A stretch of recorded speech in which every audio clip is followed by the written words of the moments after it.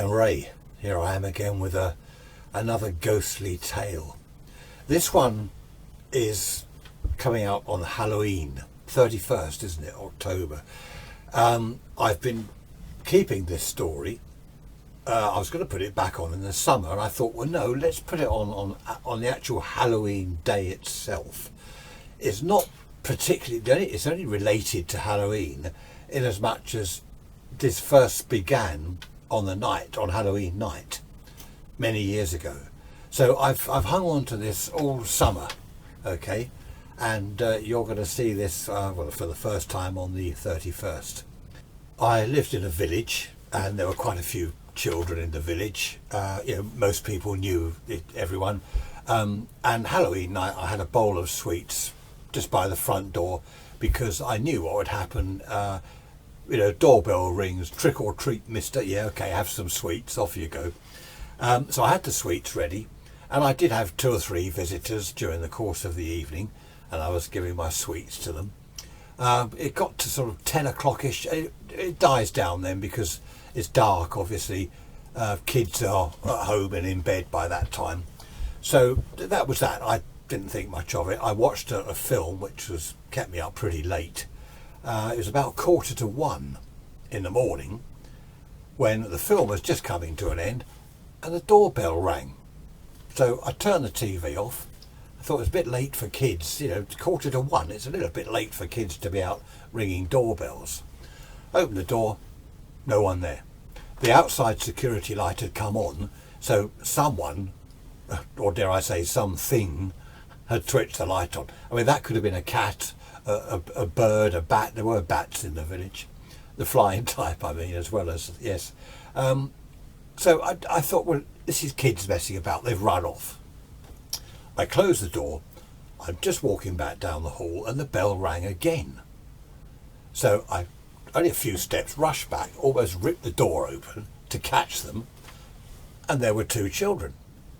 11, 12 years oldish, 10, 11, 12, something like that, boy and a girl, both standing there looking up at me. So I said, it's a bit late for trick or treat, isn't it? You 2 should be in bed. So I grabbed a handful of sweets out of the bowl. They didn't say anything, they just looked up, so they didn't smile or anything. Each one held a hand out. So put the sweets into the boy's hand.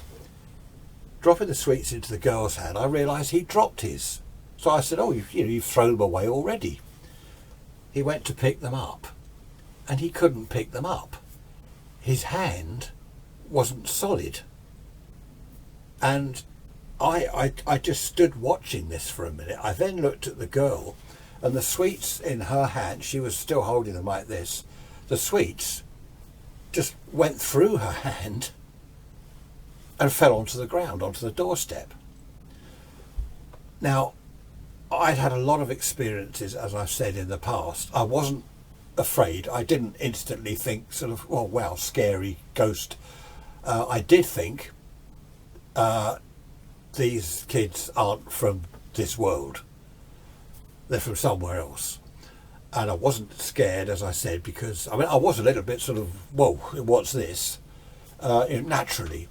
But I'd had these experiences before, many times since I was a child, and I thought, okay, they are not of this world. And they tried picking up the sweets again, managed to do it. They looked at me, smiled, turned and walked down the path to the road. Don't get me wrong, I didn't just think, a couple of ghosts, there you go, that's nice, well, I'm off to bed. I wasn't sort of that flippant about it. I did think sort of, here we go again, now what? Anyway, I wasn't worried, as I've said. I didn't give it a lot of thought, apart from, now what? Are they going to come back again? I went to bed, that was it, nothing else happened. It was only the next day, as I've said before, I worked from home, restoring radios, repairing radios. My workshop was what used to be a dining room in the back of the place. I turned that into a workshop where I just had a large sort of table, that was my bench, and I used to sit there doing the radio. So it was in the place rather than an outbuilding somewhere down the garden. I'd got up, I'd had a shower, was making some breakfast. I'd gone into the workshop, switched everything on, ready for the day's work. It was only when I was going sort of back and forth, kitchen, workshop, I noticed that the door to the spare bedroom was closed. Now, it was only a small bedroom. I had a couple of single beds in there. I don't know why, it was just a spare room. On the odd occasion, if a friend of mine stayed over, if we'd sat up having too many beers, I'd say, well, crash out in the spare bedroom. There's a couple of beds in there. That's all it was for, really. But I noticed the door was closed. Now, I always left it open, just really because the room was never used, just to get some air in there. So I just went along the hall, leant in the room to grab the door handle to pull it shut. The kids were in the beds, one in each bed, asleep. And I just stood there, and my first thought, I'll never forget, is ghosts don't sleep, do they? They don't need to go to sleep, do they? And I just looked at them. They're both fast asleep, or appeared to be. So I just, okay, I closed the door again. I don't know why. I closed the door. I thought, I let them sleep. Sort of forgetting they're not real. Anyway, I made my coffee. I went to the workshop. I couldn't get on with the radio I was doing. I remember that. I remember sitting there thinking, I hope they haven't moved in. I don't want them here all the time. And after, after 10, 15 minutes or so, I'd finished my coffee. I went back and they'd gone. So I just thought, fair enough, that's okay. Hopefully that's the end of it. It was for about 10 minutes. They came back. They were asleep again. So what I realised was happening, the same with when I put the sweets in their hand, they were sort of materialising and becoming solid, so you could put something in the hand and it wouldn't fall through, and yet sort of fading in and out, dematerialising. So the sweet would then fall through. And this is what they were doing as they both were in the beds. They were sort of coming and going, if you sort of follow it. Does that make sense? Sort of fading in and out of materialisation, if you like. And I watched them disappear, then come back again a couple of times. And I just then thought, I'll just leave them. I closed the door, and I did actually go back to the workshop and get on with the radio that I was working on. I had a customer due to pick up a radio, and he turned up more or less on time. And as I went to answer the front door, I noticed that the kids were both sitting in the lounge on the sofa. So I just, okay, well, that's right, he won't see them. And the chap came in. I always showed people the radios in the lounge. I didn't take them into the workshop, it was a mess. I took him into the lounge, had his radio on the coffee table, turned it on. The kids just sat there and watched. The chap didn't see them, he just said, that's nice, yeah, good, thanks, it's all working. He paid me, picked up his radio and off he went. And I said, I saw him out, closed the front door, and I went back in and I said to the kids, can you hear me? We need to talk, we need to speak to each other. And they just looked at me. No change of expression, nothing like that. And again, they began to fade a little bit and then come back sort of to be solid. And I said, what are you doing here? You can't stay. I was just trying to politely tell them to go away, go and, not go and haunt somewhere else, but go home or go to wherever they should be, rather than hang around me in my home. They didn't take any note. I wasn't sure whether they could hear me or not. I assumed they couldn't. If I couldn't hear them, I mean, their lips didn't move, so they weren't speaking, but I just assumed that we couldn't hear each other. And I just left them there sitting on the sofa and went back to the workshop. During the day, at some stage, they disappeared. I didn't see them again. The bedroom door was open. Before I went to bed, I just looked in, they weren't there. And I was just hoping that they had heard me, you can't stay here, go away, and they'd gone back to wherever they'd come from. think it was a couple of days later, no more than that, doorbell rang. I was in the workshop. I hadn't seen the kids. I'd gone to the door. It's the vicar's wife. Now, there was this vicar in the village, quite a young vicar, sort of progressive type vicar, only not that much older than me, perhaps early 30s. His wife was about the same. And they were putting leaflets. He used to have this duplicating machine, and he'd print out these leaflets about things going on at the church and the local school. He was heavily involved in the village school, and he was doing one side of the road, leafleting the doors, and she was doing my side. Anyway, I took the leaflet. I said, "Thanks very much," and I think I'll put that in the bin later. No, I did. I used to read them. And she said, "I didn't know you had children." So my first reaction was, "I don't have children." And she said, "Oh, but I saw them in the lounge looking out of the window." And I was a bit taken aback. I just, yes, and I stepped back, looked into the lounge. There they both were. The back of the sofa was against the window sill, both kneeling on the sofa, looking out of the window. I said, "Yes, they're not mine."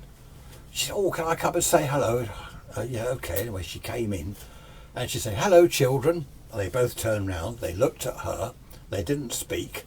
And she said, "Oh, my name's..." I forget her name now. I can't think of her name. Never mind. "My name's whatever." A strange name. And they didn't speak. And she sort of took a step or two closer to them, looked at each of them. She then turned to me and she just said, "Are they what I think they are?" And I just said, "Yes." Now, I don't know, that was strange, her reaction. She realised that they were, I don't like this word ghost, but that she'd realised they were not real or something, and said, "Am I right?" to me, basically. So I said, "That's right. They're not, yeah." And she said, "Don't tell my husband about this." So I said, What? I mean, why? "I won't." "What do you mean? Tell him about what?" I was a little bit concerned because she was very attractive and she was known to be, now I better be careful what I say, she was known to be a little bit flirtatious, if I put it that way, with some of the better looking males in the village. I was one of them, better looking male, of course. So I thought, hang on, what does she mean, don't tell her husband? All these thoughts quickly go through your mind, you know what I mean? Like loads of thoughts in a split second. And then she said, although my husband's sort of new age and progressive and all this, I wasn't really listening to her. I was watching the kids because they were watching her. I heard what she said, but I wasn't taking it in. She said, he doesn't like this sort of thing. She said a couple of times he's been asked to do this exorcism stuff. She said he doesn't like it. He doesn't want to know. So don't tell him that I've met the children. So I just said, okay. I took her back into the hall. I don't know why. I didn't want to talk to her in front of the kids, which is daft, but that's just a natural reaction. And I said, "I'm surprised you can see them." And she said, "Yes, I've never told my husband, but I've always been sort of, what was the word? I think she said susceptible or whatever to this sort of thing." And she said, "You're obviously used to them." I said, "Well, they seem to have moved in." I said, "They even sleep in the spare room. They seem to have moved in." Anyway, then her husband was calling from the street because she'd explained to me later on that they both going along the road doing the door leaflets. He's carrying on and she's nowhere in sight. She's in my place with me, which didn't look good. I think he knew that she was a little bit whatever. Anyway, she said, I'll be back at some stage. Off she went. That was that. I can't remember whether the kids were still in the lounge. I closed the door and looked at the leaflet, chucked that somewhere on the table or whatever, went back to the workshop. I decided not to take too much notice of the kids. They didn't seem to want to communicate with me. They hadn't gesticulated or tried to get my attention. I hadn't even seen their lips move, as if they were talking. I just couldn't hear them. So I decided to get on with my life and let them get on with their well, get on with their death, or that sounds awful, or whatever they were doing. Let's just all get on with what we're doing. Friend of mine popped round, he brought something round for me day or two later. I'd seen the kids on and off, just take no notice of them. And he said, where should I put this? He brought something round. I said, I'll chuck it in the kids' room for now. And his face, kids' room? You haven't got kids? I said, oh no, I just thinking one day, oh dear, what have I said? I said, no, I just call that the kids' room. One day, you never know. Might get married, might have kids of my own, you never know. So I call it the kids' room, which he thought a bit odd. And, well, it was a bit odd. So that was that little incident. I was getting used to the kids having moved in. I'd see them in the kitchen, and I'd see them here and there walking through the hall to their bedroom. I say their bedroom. They were sleeping in their beds at times, not always. And as I say, I was getting on with my life, and they were getting on with whatever they were doing. The vicar's wife eventually came round. I think a few days later it must have been. She came round. And she said, oh, don't tell my husband. Now what? Don't tell him what? As I opened the door and she came in. She said, oh, I've told him that I've gone to see... There were two elderly sisters that lived together. They were known as the Masons. She said, I've told him I've gone to see the Masons. So, and it's okay, because had he said to the Mason sisters, has my wife been round? They would have said, oh, I don't know, has he? I don't know. What wife? Who? They were a bit doolally. So it was a good alibi, because they hadn't got a clue what was going on anyway. So I said, we'll come in, and she came into the lounge. The children weren't there, and she said, what are you going to do? What are you going to do about the children? And I said, well, I'm not doing anything. And she said, how long have they been here, and how did it start? I told her the story. As this time she had a little bit of time to spare, and she said, they can't stay here. You can't have them living here. And I said, well, they're not living here. They're kind of here a lot, but they're materialising here. They haven't sort of physically moved in. They can't physically do anything. So they're not living here. And she said, all right, we're sort of existing here, or whatever they're doing here. She said, you must move them on. So I said to her that I'd had other experiences in the past, in my lifetime. Told her one or two things that had happened. And she told me a few things that had happened to her. Similar things, totally different stories, but all along the same line. Ghosts, or whatever they're called, appearing and sometimes talking to her, and she could talk back. And again, she'd never told her husband any of this. Being the vicar, he didn't like that sort of thing for some reason. She wasn't the vicar's daughter, the vicar's wife. I don't know which is worse, because she was very much so, whatever the word is there. And I made her a cup of tea. We're sitting at the kitchen table chatting. The kids came in and wandered out again, back into the hall. I saw them wander into the workshop. I was going to call out, careful, there's live radio on the bench. I thought, well, they're not going to get killed, are they, if they touch? They're not going to get electrocuted and die, are they, because they're dead. So that was that. And we just chatted about it, and she kept saying, you must get rid of them, you can't have the children here. And she said the way to do it is just to, one night when it's quiet, and perhaps when they're asleep in bed, just call or ask if there's anyone else there that might be their guardian, parent, whatever. Just try and get someone there to say, look, here they are, could you take them away? And I thought, okay, I wasn't bothered that they'd moved in, but I thought, yeah, probably best for them. That night, I had looked in on the kids. They were asleep in their beds, or whatever they were doing. They were sleep. Well, they were asleep in their beds. So I went and sat in the lounge, and I just had the little table lamp on. I just sat there and I said, okay, is anyone aware of these children? Is anyone here aware of the kids? They seem to be lost. Is there a parent, a guardian, a relation, a friend? Is there anyone here that can perhaps show the kids the way to go where they should be? Nothing happened.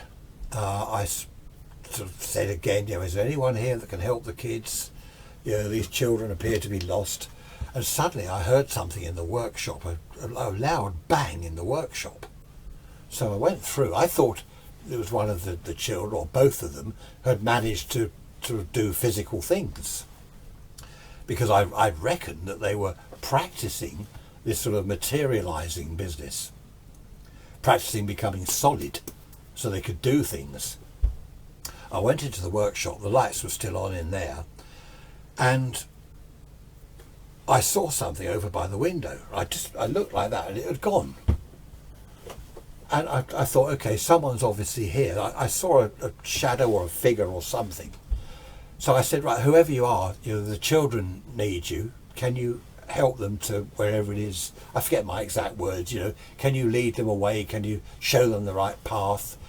Emerging from the shadow was this man, and he stood just near my workbench. I was in the doorway. He stood there.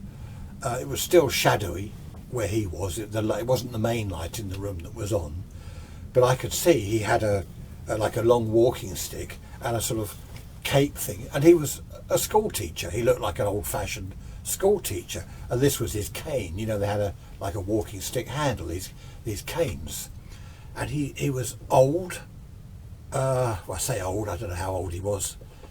He was greying hair, balding a little bit. He looked angry at me. He was glaring at me, and that was the first time that I had been frightened. I thought, well, who's this? What's he want? Two little kids is one thing, but this scary sort of looking man was another. And I thought, I'm not going to mention the children again, because I didn't think that they'd want to meet him. Again, thousands of thoughts go through your mind, in a few sort of a split second or whatever. And he then said to me in a sort of bellowing voice, "Where are they?" So I said, "Who? Where are who?" And he said, "The children." And he was really angry, and he was walking towards me. I backed off into the hall because I thought, well, I didn't like this at all. I'd met ghosts in my time, as you know from the other videos. I'd seen people, I'd chatted to people. I've not had anything like this. An angry looking man approached me like that, come forwards towards me. And I stepped back into the hall and I said, "I don't know, there are no children here." And he raised this cane. And of course I naturally went like that, you would do. And he brought it down. I could hear it go through the air. Not at me, but next to me. I sort of backed off again to the side, away from where he brought this cane down. I don't know that I would have felt it had it hit me.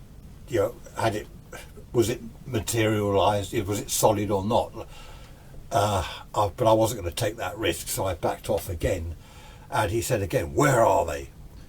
So, as I was saying to him, "There are no children here. I don't know what you mean. Go away. There are no children here. Go away." I could hear whimpering coming from the spare room, from the kids' bedroom. I could hear soft whimpering. Now, he didn't hear that. Fortunately, he didn't hear it. So I thought the best thing is I'll get aggressive. So I said, "Go away. Go." I kept doing this. And he backed off a little bit. And he eventually disappeared. He just, in thin air in front of me, was gone.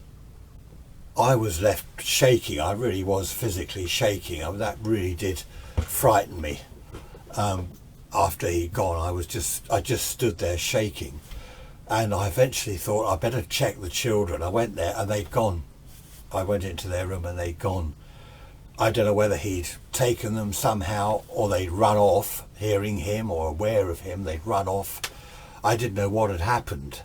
What I did know was that I didn't like the situation at all. This aggressive, nasty man after the children, he'd come for them. And I wish then I hadn't said, is there anyone here that could help the children? As I look back, I thought, well, that was daft. I shouldn't have done it. I stayed up for the rest of that night. I tried to sleep and I couldn't. I kept thinking and thinking. I must have eventually gone to sleep because I woke up the next day. It was about 10 o'clock in the morning. The children had gone. They weren't there. I was hoping that they'd come back in the night. They weren't there.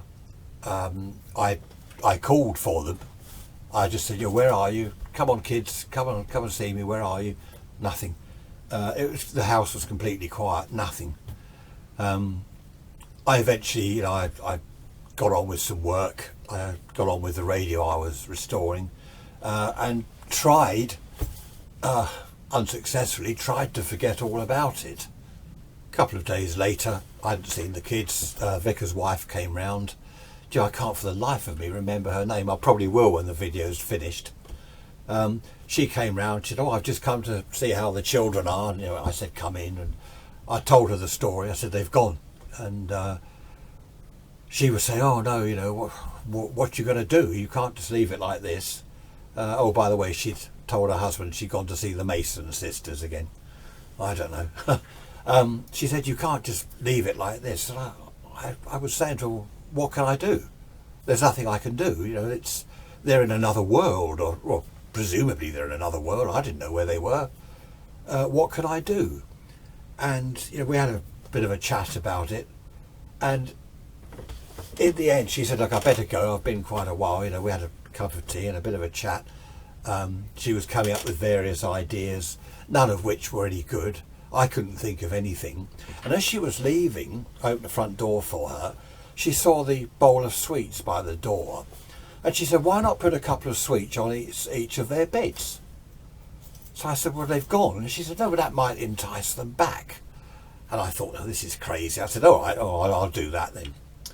And off she went. And I thought, yeah, okay, I will do that. I put a couple of sweets on each of the beds and got on with my work. I'd forgotten about the sweets, to be honest, until later that day. I just happened to be passing the bedroom door. I glanced in there. The sweets had gone. I smiled, I grinned. I thought, that's the kids. They've come back, obviously. No one else had been in the house. I put the sweets there, I don't know, a few hours previously. No one had been in. I put a couple more sweets, 2 on each bed. Left it at that. They didn't disappear, but the next day I got up, I was doing this and that, having breakfast, happened to look in there, sweets had gone. The kids were definitely around, there was no doubt about that. These sweets were disappearing. I hadn't seen the kids though, which was disappointing. I wanted to see them. The vicar's wife came round that day. It was a Friday. I know it was Friday because as I was working all week, I didn't have a beer till Friday night, and then I'd have a couple of beers. It was either sort of go out to the pub or stay in and have a couple of beers. And that night I was staying in. I was sitting in the lounge. Vicar's wife rang the bell. I let her in, and she said, "Oh, beer." She said, "Beer." I said, well, do you want one? "Oh, yes, please." She said, "My husband doesn't think I drink alcohol." Right. Your husband doesn't think you do a lot of things, does he? Anyway, that's another story. So, we're both sitting there drinking beer, and I explained, I said, yes, the sweets have gone, so the kids are definitely around, but I haven't seen them. And, it's really exciting. She was really pleased that they were back, and so was I. But we still didn't know where to go from here. She was saying, well, where now? What do we do? She was very much in on this. I think she was more excited about it than me, I think, to be honest. Especially as she was having another beer and then another. I said, what about your husband? You're around the Mason sisters' house a long time, aren't you? And anyway, eventually she had to leave. And it was a bit of I was actually getting to like her, but of course she's a vicar's wife, so I couldn't like her too much. I forget exactly when it was, but one evening, a couple of days later, something like that, I walked into the lounge. The children were sitting on the sofa. Yes, at last they've come back. And I'm saying, hello, how are you? It's great to see you and all this. Of course, they weren't even moving their lips, so they weren't speaking, which was a shame. I wanted to talk to them. I wanted to find out their names. I just assumed they were brother and sister. They looked similar. Though they were wearing old-fashioned clothes. I don't think I've mentioned that before. So sorry, I forgot that. Sort of old-fashioned clothes, like pinny type things, or pinafores, or both. Yeah, and the boy as well. No, we had kind of shorts on. Anyway, I was really pleased to see them, and I was just trying to get them to talk. I was saying, "What's your name? You know, what are your names? Where have you been?" And they just sat there, they were looking up at me, and they both suddenly, the doorway was over there, they both suddenly looked over to the door, and big grins on their faces. So I looked round, and there was this woman in her 30s, I suppose, 30s, mid-30s, very old-fashioned dress, a kind of cap thing on, like a lace white scullery maid type thing. I don't know what it was, something like that. She held her hand out. They leapt off the sofa, rushed over to her. They're both clinging onto her, either side of her. And I was smiling, and I said, "Hi, who are you?" And all she did was mouth the word. I could see it clearly. "Thank you." Just mouth the word "thank you." Big smile. They all went into the hall and drifted away, disappeared. I was pleased for them that they'd gone. They'd gone with this lady. They obviously knew her, whoever she was. I was very pleased, but I must admit also a little bit disappointed, because a bit sad. I'd got used to having them around. It was great, but they'd gone, and that was that. I walked out into the hall just to sort of double check, and they definitely had gone. And I saw the bowl of sweets there. There was still quite a lot in there. I bought far too many. And I thought, shall I put a couple on the beds? And decided, no, I won't do that. They'd gone to wherever they had with this lady, and presumably they were happy, and that was the end of that. A couple of days later, I was doing a little bit of housework. I did do housework, believe it or not, a bit of dusting, a bit of vacuuming, and I saw the bowl on the table in the hall, and I thought I'd better put that in the kitchen. There were some kids next door. I was going to give the sweets to them, going to put them in a bag. I went and took the bowl from the hall table. There were no sweets in it. They'd all gone. No one had been round. Well, I say no one had been round. The kids obviously had.